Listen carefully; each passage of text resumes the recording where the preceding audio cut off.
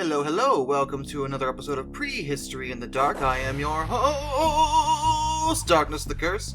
And before we begin, as always, thank you so much to my generous patrons and my channel members over at our sister channel, History in the Dark.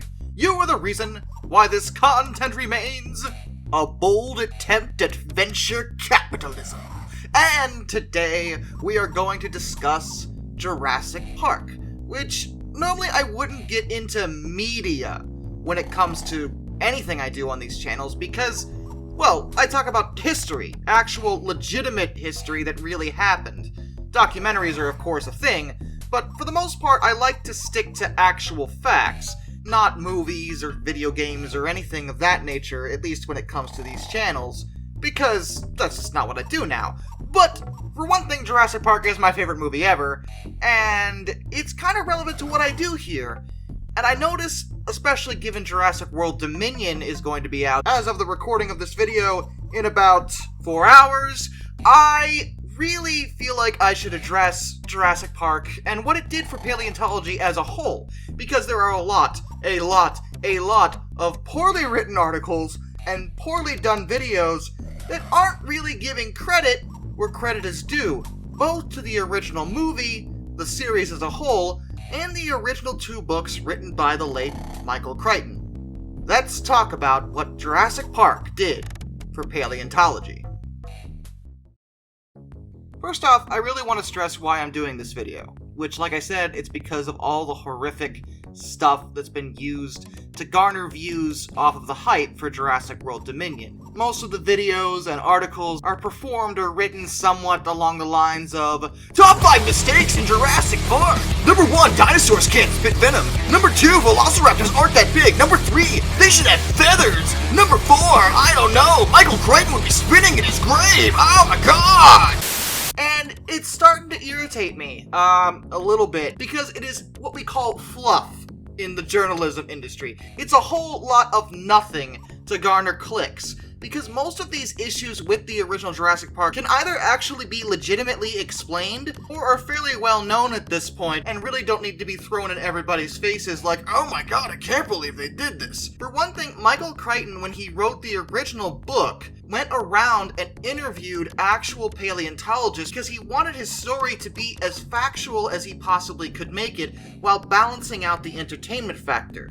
This ethos of balancing these two elements out, which is a very difficult thing to do, would be carried over into the first movie. A lot of things that you see in Jurassic Park, based off of the knowledge base that was available to paleontologists at the time, is actually not that far off. The T-Rex, for example, even nowadays is considered pretty spot on. Many would like to throw out that, oh, the T-Rex should have feathers? Actually, all the dinosaurs should have feathers, which actually isn't true. A lot of the big dinosaurs probably didn't actually have feathers, or even proto-feathers. There's nothing in the fossil record that indicates this. The Rex as a baby may have had some level of feathering, but as adults, they would have lost this for the most part, and the portrayal on screen with the rough, pebbly skin, not scales, is actually more in line with what paleontologists expect them to look like. Another common mistake that gets brought up are the brachiosaurs' nostrils being on the tops of their heads. This was an old theory that was based off of the notion that large sauropods may have been mostly water-dwelling creatures. This has since been disproven, and their nostrils belong on the front of their snouts like with a normal animal. But again, this was purely based off of what we knew about the animals back then. Every single Jurassic Park movie has taken into account actual paleontology when it comes to their portrayal of the animals, just as Michael Crichton did when he wrote the book. The velociraptors, for example, are obviously too big for that species. Crichton admitted that was the one change he made. He thought velociraptors sounded a lot more dramatic than Deinonychus, which was the actual basis for those animals. And even then they were too big. They're more in line with Utah raptor, minus the feathers. But the lack of feathers has actually been explained in Canada as something that was an error when it came to cloning the animals, and based off of Dominion, it looks like we're gonna get some feathered dinosaurs in the form of the Pyroraptor we saw in the trailer, as well as the Therizinosaurus. Point is that they do take steps to balance out entertainment value with displaying these animals in a reasonably accurate way based off of what was known at the time. In the original Jurassic Park, paleontologists did not know that non-avian dinosaurs may have had some level of feathers. They didn't know that the Brachiosaurus nostrils were in the wrong place. They did know that Dilophosaurus probably couldn't spit venom, and almost certainly didn't have a neck frill, but that was also in the original book. As Michael Crichton's point when it came to writing about these animals is that there's actually a lot we simply don't know and may never know about these animals. Some dinosaurs, let's be real, may have been venomous. There's no proof of it, but the notion that it could be possible does leave the subject open to imagination, because these movies are of course meant to entertain us as well. Also, despite people online acting like know-it-alls, complaining about the inaccuracies, the Jurassic Park franchise as a whole has arguably done a lot more to help paleontology than anything. For one thing, prior to Jurassic Park, most people's understanding of dinosaurs, if they weren't paleontologists, was the old school outlook, that they were big, dumpy lizards, slow, awkward moving, nothing very exciting.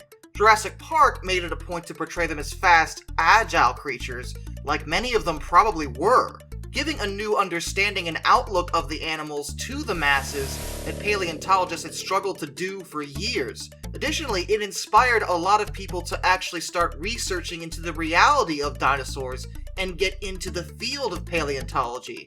Actual scientists that were working in the field at the time have reported that their private donations, when it came to funding their own work in the field, soared after the movie came out, because public interest was at an all-time high. Many kids that grew up on the movie, like myself, wound up remaining fascinated with dinosaurs even as adults, and some wound up going to school to become paleontologists themselves, working in the field to unearth the truth about these ancient animals. The success of the movie actually helped the scientific community in this way. It brought about further understanding and knowledge about the reality of dinosaurs that previously paleontologists were struggling with.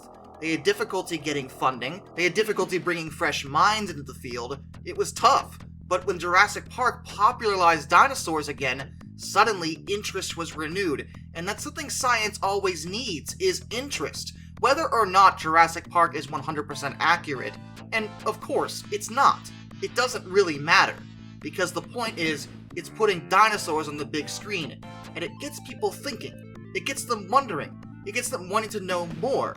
And I don't care how many times you say all the dinosaurs need to have feathers on your annoying Facebook posts, it doesn't make it true, because actual researchers who actually research this stuff will tell you that not all of them should! Sorry, I get really heated sometimes. People are dumb. Anyway, I for one am deeply excited for Dominion, and I hope I wind up enjoying it. I know some of you are going to comment saying that, well, Rotten Tomatoes says, I don't care about Rotten Tomatoes. I have never cared about Rotten Tomatoes. And I tell you what, I'm excited to see the old cast again, I'm excited to see the new characters on screen with them, and I'm excited to see the conclusion to this new trilogy, and frankly, as long as there's big dinosaurs running around, I'm probably going to enjoy it myself. But that's just me. Till next time, this is Darkness, and I bid you all a fond farewell.